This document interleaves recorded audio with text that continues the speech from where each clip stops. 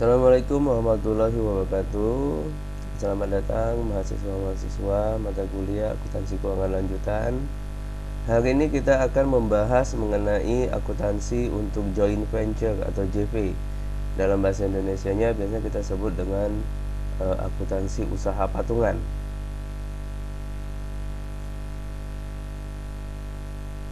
Dimana venture itu istilah yang banyak dipakai untuk proyek-proyek yang ruang lingkupnya terbatas dan sifatnya sementara, yang bisa berbentuk single venture maupun dalam bentuk joint venture. Istilah single venture itu adalah suatu pengusahaan, suatu pekerjaan yang dilakukan satu unit tertentu. Dalam hal ini cukup dengan menggunakan pembukuan sederhana yang menggunakan rekening tersendiri yang disebut dengan venture account. Mengkredit apabila terjadi pendapatan dan mendebitnya apabila terjadi biaya, atau sering disebut dengan rekening eksploitasi. Sedangkan kalau untuk joint venture, ini adalah kerjasama di antara dua orang atau badan atau lebih untuk melakukan kegiatan usaha tertentu dengan waktu yang terbatas. Masing-masing pihak menyerahkan aset sebagai kontribusi modal. Keuntungan joint venture didasarkan pada perjanjian pembagian laba rugi. Jadi semisal kamu punya suatu lahan tanah, sebidang tanah yang luas, lalu di bawah tanah itu ternyata terdapat kandungan minyak bumi yang banyak. Lalu kamu datang ke Pertamina, kalian katakan bahwa saya punya sebidang tanah, di bawahnya ada minyak bumi, sudah diteliti. Gimana kalau seandainya kita melakukan kerjasama joint venture?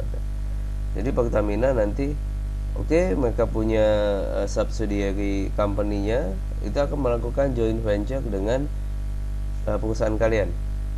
Jadi ketemu tadi sebidang tanah, terus kalian mengatakan, saya buat PT ABC misalnya. Lalu Pertamina punya anak perusahaan, biasanya dikasihkan ke anak perusahaan. Nah, anak perusahaan Pertamina dengan PT ABC kamu tadi melakukan joint venture.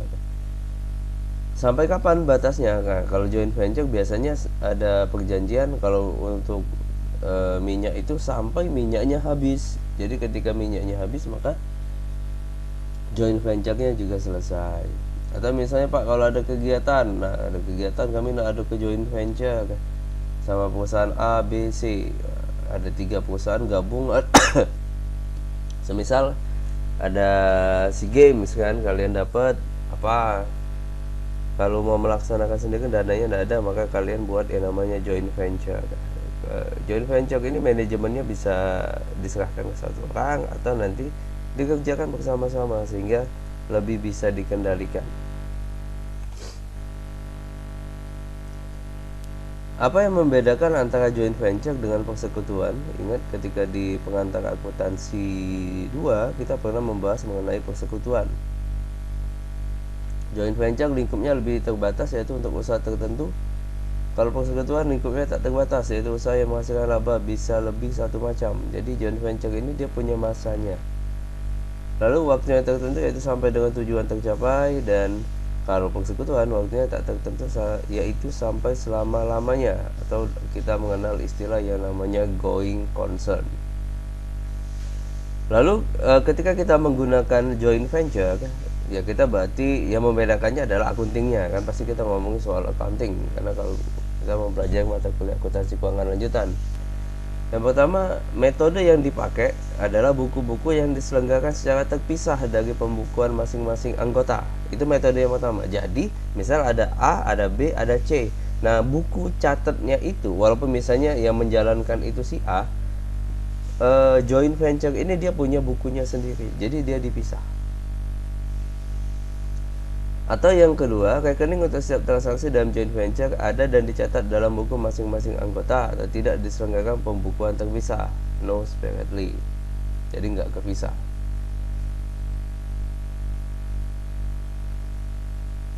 Nah, ini langsung kita contoh. Jadi agak lumayan sederhana untuk joint venture di sini. Ini sama seperti yang ada di bukunya Drabin. Jadi kita pakai buku itu, contohnya juga. Sebagai contoh, A, B, dan C membuat usaha patungan dalam coupling tanah. Transaksi yang terjadi adalah sebagai berikut. A menyerahkan tanah dengan nilai yang disetujui adalah sebesar 100.000, sedangkan harga pokoknya hanya 75.000. B menyesuaikan pemetakan perbaikan lain-lain sebesar 60.000. Dan C tugasnya adalah menyerahkan kepada A managing partner uang sebesar 40.000. Lalu A membayar iklan dan lain-lain sebesar 37.500. Coupling tanah terjual total sebesar 250.000 dengan perincian 50.000 dibayar tunai dan sisanya wesel.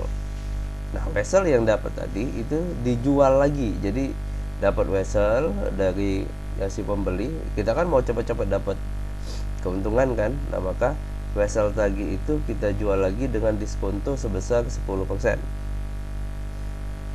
Perhitungan laba bersih dan distribusi, di mana komisi karena A yang menjalankan usahanya, maka si A mendapatkan komisi sebesar 5.000 sebagai managing partnernya.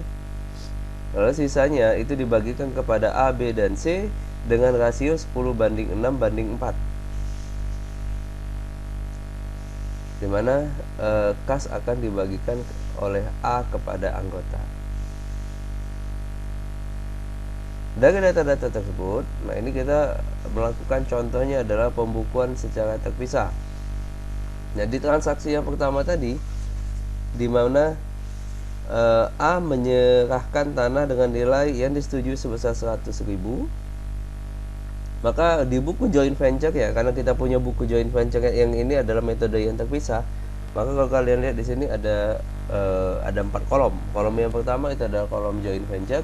Jurnalnya adalah tanah 100.000, modal A 100.000. Lalu A akan mencatat investasi pada joint venture sebesar 100.000, tanah 75.000, dan laba 25.000. Transaksi yang kedua, B menyesuaikan pemetakan, perbaikan lain-lain. Jadi tanah yang tadi diserahkan tadi, dia si B yang membersihkan, mengelola dan lain sebagainya, sehingga tanah itu siap untuk dijual. Biayanya sebesar 60.000. Maka di buku joint venture sebenarnya dimulai dari buku si B dulu. Si B akan mencatat investasi di joint venture sebesar 60.000, kas sebesar 60.000. Maka di buku joint venture-nya akan dicatat oleh si A tanah 60.000, modal B sebesar 60.000. Transaksi yang ketiga, C menyerahkan kepada A sebesar uang nilai sebesar 40.000. Maka si C akan mencatat investasi di joint venture 40.000, kas kredit 40.000. Maka itu juga akan dicatat di buku joint venture, kas 40.000, modal C 40.000. Pada transaksi yang keempat, di mana membayar iklan dan biaya lain-lain, karena ini perusahaan ini dijalankan ada biayanya, maka ketika terjadi juga mesti dicatat. Nah, ini langsung diambil simpelnya. Biaya penjualan sebesar 37.500 atau beban penjualan 37.500 pada kas 37.500 di bukunya joint venture, di buku JV-nya. Lalu coupling tanah tersebut terjual dengan nilai 250.000 dengan perincian 5.000 dibayar tunai dan sisanya wesel. Maka di nomor 5 ini kas 50.000, wesel tagi 200.000. Tanah sebesar 160.000 dan laba penjualannya sebesar 90.000. Lalu wesel tagi dijual dengan diskonto sebesar 10%. Maka di sini yang dicatat kas sebesar 180.000, biaya bunganya sebesar 20.000. Dan wesel tagihnya tadi dibayar sebesar 200.000. Dari data-data tersebut didapatlah laba penjualan sebesar 90.000 sebelah debit, ini untuk penutupan. Lalu ada biaya penjualan sebesar 37.500, biaya bunga 20.000, modal A 18.750, modal B 8.250, dan modal C sebesar 5.500. Lalu si A, si B, dan si C mencatat investasi joint venture karena dia pembagian laba sebesar 18.750, dicatatlah labanya 18.750 dengan pembagian tadi 10 bagi 6 bagi 4. investasi lalu B mencatat juga investasi sebesar 8.250, laba joint venture 8.250. Lalu si buku C mencatat investasi pada joint venture 5.500, laba joint venture 5.500. Lalu kas dibagikan oleh si A karena ini sudah selesai, tanah sudah terjual, maka bisnis sudah selesai. Si A sebagai pengelola melalui buku si joint venture-nya ini tadi membagikan kas yang tersisa sebesar 232.500 yang ada di saldo kas joint venture. Kalau kalian totalkan saldo kasnya sisanya 232.500, dibagikan kepada A sendiri sebesar 118.750. Lalu modal B kepada tuan B sebesar 68.250 dan kepada C sebesar 45.500. Maka setelah di jurnal ini nilai semua saldonya menjadi 0. Lalu si A akan mencatat kas diterima sebesar 118.750, investasi pada joint venture 118.750. Begitu juga dengan B dan C, cuman angkanya saja yang disesuaikan dengan saldo investasi mereka. Si B akan mendapatkan kas sebesar 68.250 dan si C akan mendapatkan kas sebesar 45.500. Ini kalau misalnya pakai pembukuan terpisah ya. Jadi dalam artian si A, B, dan C sepakat untuk membuat buku saja, beda lah, dibedain aja pakai buku joint venture, walaupun yang melaksanakan itu adalah si A. Itu konsep pembukuan terpisah. Nah, kalau pembukuannya tidak terpisah, ini soalnya ini sama, tapi konsepnya adalah pembukuannya mereka menyerahkannya itu kepada si A. Dicatatlah dulu di bukunya si A. Maka di sini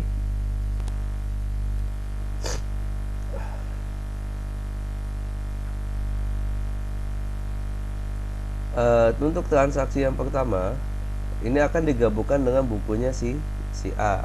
Kalau misalnya dilihat di sini buku joint venture-nya 100.000, tanah 75.000 dan laba 25.000. Lalu si B dan si C akan juga mencatat buku joint venture 100.000, tuan A 100.000, buku C joint venture 100.000, tuan A 100.000. Pada transaksi yang kedua, karena ini adalah biayanya si B, maka si A akan mencatat joint venture 60.000, tuan B 60.000. Si B akan mencatat joint venture pada kas. Si C juga akan mencatat joint venture pada modalnya tuan B 60.000. Lalu yang transaksi yang ketiga, ketika si C menyerahkan uang, jadi dia akan mencatat tuan A 40.000 karena dia menyerahkan uangnya ke A, kas 40.000. Si B akan mencatat tuan A 40.000, tuan C 40.000 karena si C menyerahkan uang kepada si A. Lalu di sini si A sebagai pemegang buku akan mencatat joint venture kas 40.000, tuan C 40.000. Lalu biaya-biaya yang dikeluarkan sebesar 37.500, di si A akan mencatat joint venture 37.500 pada joint venture kas sebesar 37.500. Lalu di sini si B akan mencatat joint venture 37.500, tuan A 37.500. Dan si C akan mencatat joint venture 37.500, tuan A 37.500. Pada saat terjadi penjualan, di mana tanah laku sebesar 250.000, di bukunya si A, bukunya joint venture mencatat JV kas sebesar 50.000, JV hasil tagih 200.000, joint venture 250. Si B akan mencatat tuan A 250, joint venture 250. Begitu juga dengan C, tuan A 250, joint venture 250. Pada saat penjualan wesel tagih, maka akan dicatat joint venture kas 180, joint venture 20.000, joint venture wesel tagihnya sebelah kredit sebesar 200.000.